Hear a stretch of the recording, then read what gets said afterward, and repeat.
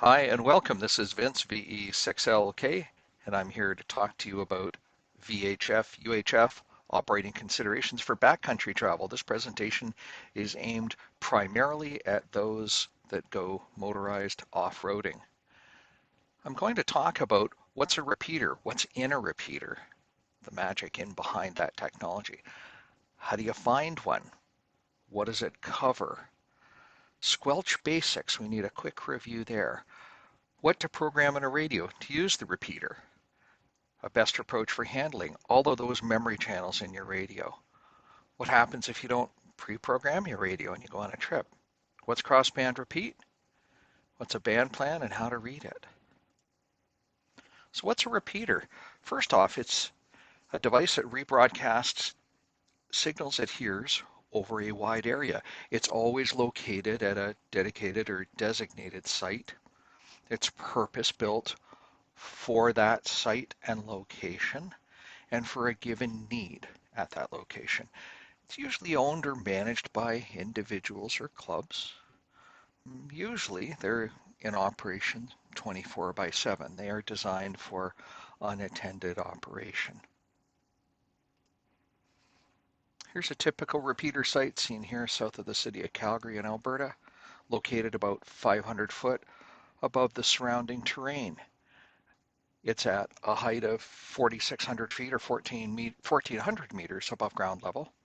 It has links to other repeaters between 30 and 90 kilometers or 18 and 54 miles away. It has frequencies on 2 meters, 70 centimeters, and 5 gigahertz. It provides services for voice operation, for APRS operation, and it provides some TCP/IP backbone, which the repeater owners use for repeater management.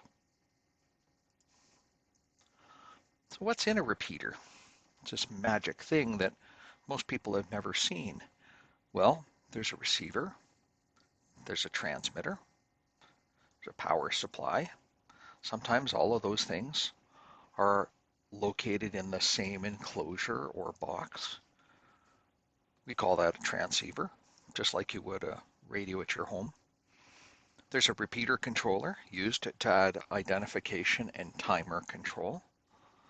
And there's filter cavities to ensure that spurious signals don't get introduced.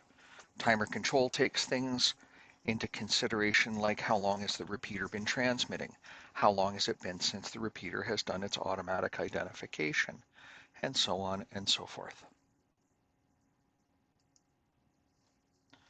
Here's a picture of the inside of two very different commercial sites with amateur gear co-located. You can see on the left a voice repeater called the VE6HRK machine outlined in green, and on the right at a site with many other repeaters, two different voice repeaters, VE6HRA and VE6VPD. Breaking it down a bit, I've highlighted on the screen all the various components. So it looks busy, right? Should you set foot in one of these sites, start with one transmitter and follow the coax and see where it goes. You can see in the picture that there are two controllers because there are two repeaters. One of the repeaters is the integrated style with a transceiver and a power supply all built in. The other one in the center of the photo has a separate transmitter and receiver and power supply, and each of them have their own set of filter cavities. So how do you find a repeater? Well, do your research before you leave home. Take a look at sites like repeaterbook.com. Get a copy of the ARRL Repeater Handbook, which covers most of North America. Take a look on club websites. Know where you're traveling and do your research ahead of time. You have to note that rarely will all of the listings for repeaters 100% agree. So use multiple sources and be ready for differences as they happen to occur. Coverage for repeater sites may vary. No two repeaters are the same. You can't go in with an assumption that says the last repeater I was on covered a radius of 10 miles or 16 kilometers, so they all will. You can't do that. Coverage can be a radius of up to 60 miles or 100 kilometers if the conditions are right. Remember that VHF and UHF are very much line of sight transmission. Line of sight followed by the transmitter's power output dictate coverage more than anything else. And hilly or mountainous terrain will dramatically impact the coverage of a given repeater site. So let's take a look at two repeater sites here. The site on the left, it's located in some hilly terrain with hills all around it. The one on the right is on a hilltop with flat land to the north, the east, and the south. They are at the same height above ground level, and they run the same power output. And yet you can see the one on the left has a much smaller footprint, and especially to the west, than the one on the right.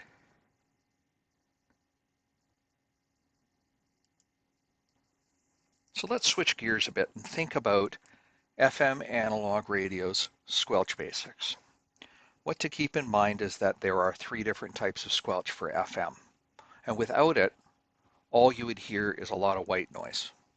So we always turn up the squelch on the radio until the white noise stops, and then we turn it up just a little bit more, just in case there's a little bit of extra local interference that might open up your squelch and you don't have to listen to that white noise.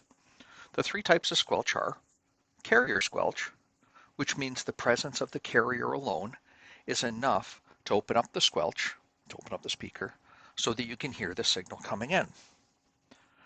There is tone squelch. We call that CTCSS or PL tone, and it means that the presence of a carrier plus that tone required opens up squelch.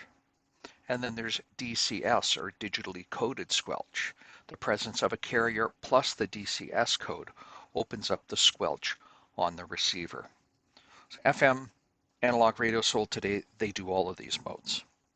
Tones can be required by either receiver, yours or the repeaters, and in any combination. So that's to say that you're operating a transmitter and a receiver, and the repeater at the other side is operating a receiver and a transmitter. It receives what you transmit, and you receive what it transmits.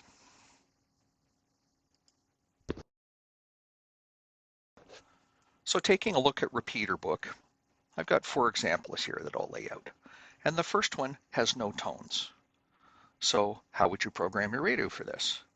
You would set your radio to 145.290. You would make sure that your offset was set to negative 600 kilohertz. Some radios call that negative 0.6 megahertz. And there are no tones.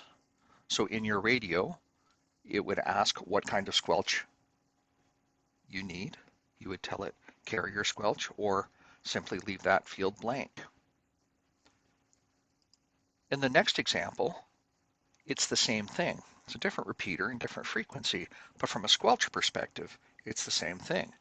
So these repeater listings, it's important to understand, are submitted by the repeater owners. Sometimes the repeater owners don't keep these listings up to date. Sometimes they phrase them a little bit differently than their neighbor, but it means the same thing. In this case, to the last example, it says carrier squelch in the column, tone up, tone down. Carrier squelch does not require any tones. In the next example, a tone is required in order to access the repeater. Tone up. You are transmitting up to the repeater a tone. And why would we do that? The repeater owner has determined for the needs of their repeater at that location that a tone is required in order to open up the repeater's squelch so that it can retransmit the signal because of whatever reason the repeater owner decided. So that means you have to transmit a tone. So set your radio to the frequency, set your offset correctly, and make sure that in your programming software or in your radio, you have set it to either T or tone. Those are the most common settings. And make sure it's set to 131.8 hertz. Then when you transmit, you'll be transmitting that tone. It's a subaudible tone. You don't hear it. It's below the audio passband, but the receiver can hear it. And that will open up the squelch at the other end, and the repeater will start repeating and doing what it's supposed to do. In the last example, here's a case where tone is required in both directions. So once again, the repeater owner has determined, for whatever reason, that a tone is required in order to not only open up the squelch on the repeater's receiver, but on your own receiver. Tones are usually used to mitigate noise circumstances in the area of the repeater. They are also used in areas of high congestion and high population base of repeaters to ensure that two repeaters that might be geographically separated but share the same frequency don't hear each other because the tone is required in addition to the carrier. In the case of this example, you'll set your radio to the proper frequency. You make sure your offset is set correctly per the repeater book, and then you set your tone to 110.9, and you would make sure that it's set for tone squelch, or tone up and tone down, or T.SQL. All of those are short form nomenclatures for the same thing. So let's talk now, switch gears again. What's the best approach for handling all those memory channels you're going to put in your radio? Some of my radios have 200 memory channels in them. Well, the spoiler alert says there really isn't a single best approach. Do what makes sense for you, but here's some ideas. Some people, they place their memory in call sign order. Now that means they remember the call sign that's associated with every repeater that they want to use. Some people place their memories in frequency order, from low to high or high to low, whatever makes sense to them. Some people place their memories in groups by location. For example, in your home province or your state, you'd put them in memory slots number 1 to 50, the neighboring areas, slots 51 to 75, and so on. Some have no order that anyone else can discern, except the owner, and that's good. What do I do with my memory channels? I sort them in numeric order from low to high. So when I come across a frequency that requires a tone, 146.850 requires a tone of 110.9. I will record that in the memory of my radio with its appropriate call sign. I will also put 146.85 in my radio without a tone and without a call sign for those times I'm traveling outside of my home area, but there's a repeater in the area where I'm going on that frequency that doesn't need a tone. Should I happen to get into an area where the repeater needs a different tone, I've learned how to program my radio on the fly, and I simply put it into a fresh memory channel and I operate for the duration of my stay. So what happens if you didn't pre-program your radio before you went away on the trip? Well, always travel with your radio's manual. Don't leave home without it, as the expression goes. Always travel with a list of repeaters for where you're traveling to because you did your research ahead of time. There's no magic button on a radio that you can drive out into backcountry and press it and say, show me what's around. Radio doesn't work that way. Rehearse at home with your radio how to enter in VFO frequencies before you leave, how to enter in a memory channel, how to delete a memory channel, how to do that on your computer and on the front panel of the radio. And how you do this is specific for each radio. There's a lot of similarities between them, and there's a lot of differences. Switching gears again, let's talk about what's crossband repeat and how that can help you in backcountry. So the term crossband repeat usually is in reference to a radio that has this as a built-in capability. So it's Important to understand that a regular repeater is usually referred to as an in-band repeater, or simply a repeater. For example, from 2 meters to 2 meters. Um, but there are some dedicated repeaters that go crossband or between two bands, and these are set up for purpose by their owners. Before you use a repeater, ensure your license class allows you to use the frequencies on that crossband repeater. You may run into a case where a crossband repeater has been established between HF and VHF. But if you're only basic class in Canada or technician class in the United States, you cannot transmit on those HF frequencies. You might think to yourself, well, I'm transmitting into the VHF side, I'm licensed there. That is true, but you are unauthorized to transmit on the HF side. So you have to consider both sides of that equation from a legal perspective. So before you travel, understand any rule restrictions or reciprocity agreements that may be in place between your home country and the country where you're traveling to before you start operating. That's always a good general rule in any case. So the crossband function, when we say crossband repeat, usually what people are referring to is the function that's built into many of the modern mobile radios that are sold on the marketplace today. It's important to note that not all radios do crossband repeat. It is considered to be a premium feature in a radio. So you have to decide for yourself before you purchase the radio whether that's a need to have, a nice to have, or you're probably not going to use it before you make that purchase. What it does is it allows short range extended coverage for when the HT that you carry with you alone cannot hit the main repeater. But the mobile usually can due to higher power and a better antenna versus the handy-talkie. So when would you use this? Well, you're in your vehicle and you're parked at a location for a long period of time and you want to get out and stretch your legs, but you don't want to lose coverage to the repeater. This is when crossband comes in helpful. You can configure it on your radio, press a few buttons, and step out of your vehicle to stretch your legs, and you still have connectivity to the main repeater. A typical use with this is that the main repeater is on, say, VHF 2 meters, and your handy-talkie is on 70 centimeters or UHF. However, it can be the other way around too if the main repeater is on UHF. The important thing to note is this is not designed for 100% full duty transmit. Let me explain that for a minute. So keep in mind that whenever a repeater, crossband or otherwise, is receiving a signal, it is also simultaneously transmitting. And repeaters at repeater sites are designed for 100% duty cycle by their engineers. They have large fans, they have large heat sinks on both the power amplifier and the power supply side. Your mobile radio is not designed for long duty crossband transmit. So there are some things you can do to mitigate and control how you use it to keep your radio healthy.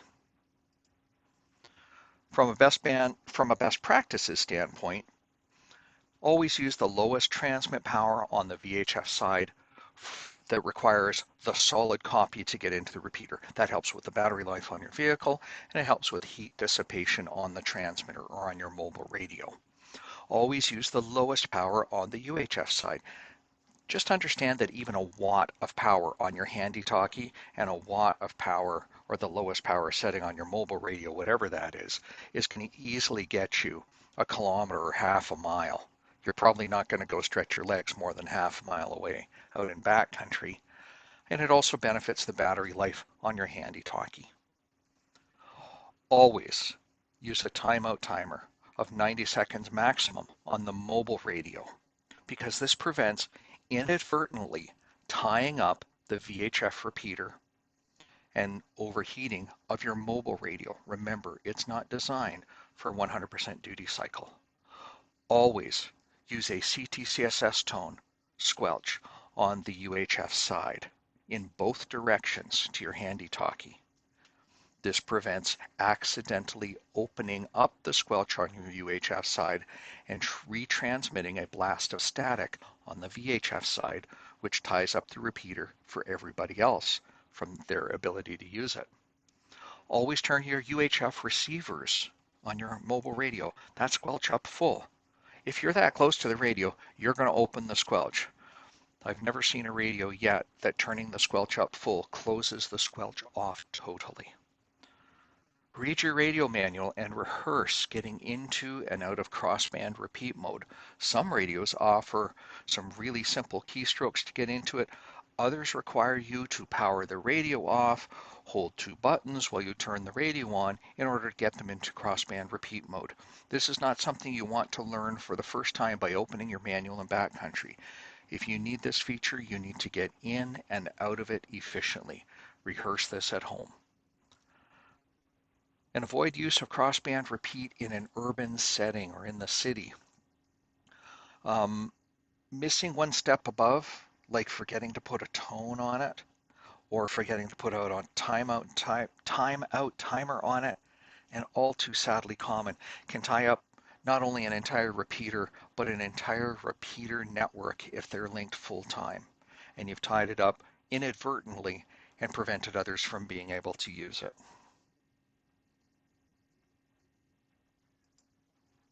So let's switch gears. What's a band plan? How do you know what frequencies you can use? So I've talked about Repeater Book, and I've talked about the ARRL repeater manual, and I've talked about visiting various club websites, which means you have to do your research ahead of traveling. But all of these things are governed by national level regulation and regional level agreements. Federal level in Canada, FCC band plan in the United States, and then regional level agreements to allow deviation, or sometimes called gentlemen's agreements, within a given area. Some states are large enough that they have a different agreement for the south half and the north half of the state, for example. So again, do your research.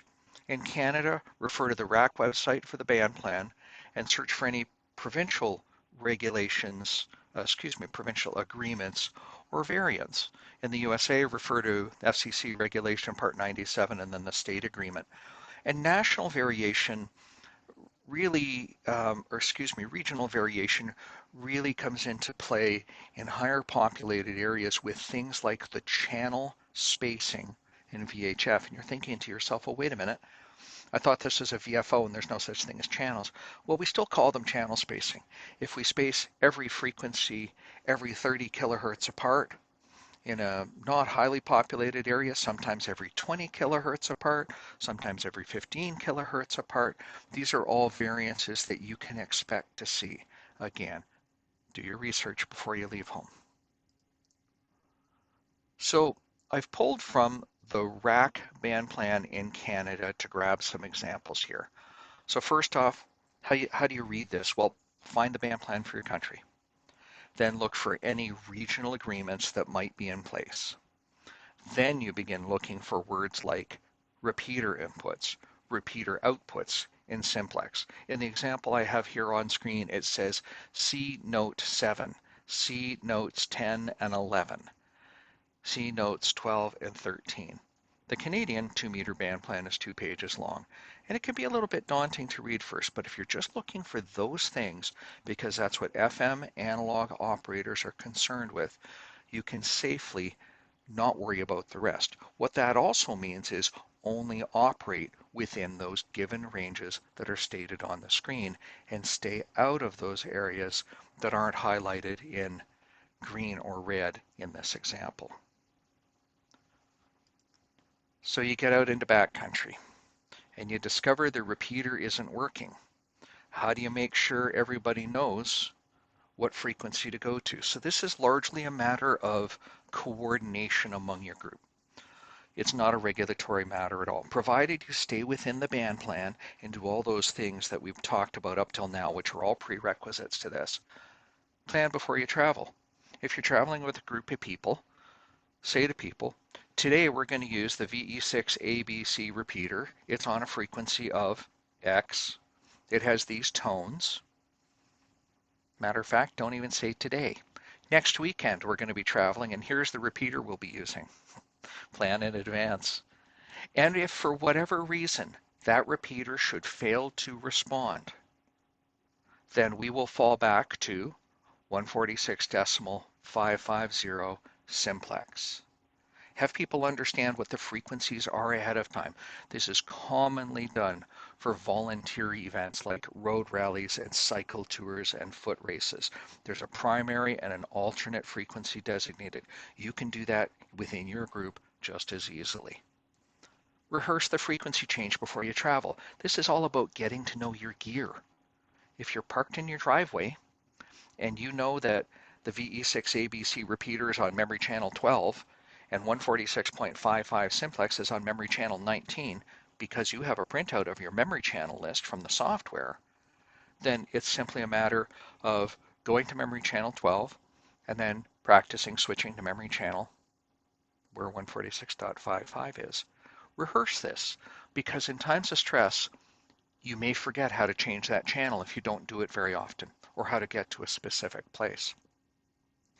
But really, the secret is talk to each other and decide to move off a repeater to a mutually agreed frequency before you go. Don't deal with it in the field, because undoubtedly somebody has left their manual at home, somebody doesn't know the frequency for the backup, etc. At the end of the day, backcountry radio operation in a group is easy if you prepare, and it's fun, and it's a great way to stay in touch while you're on trail. I hope you found some value in this, and if you have any further questions, I invite you to get in touch with me through the methods listed on this page. Thanks very much.